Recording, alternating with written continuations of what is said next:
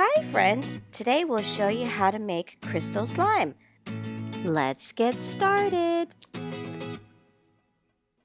Begin by adding 20 milliliters of clear glue in a bowl.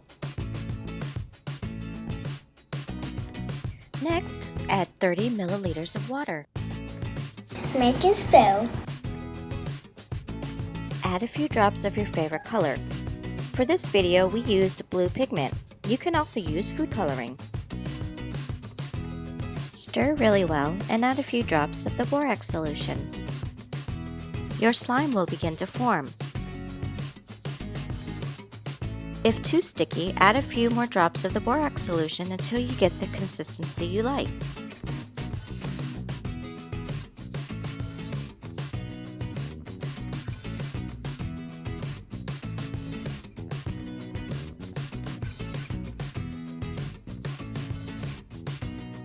Add a dash of glitter.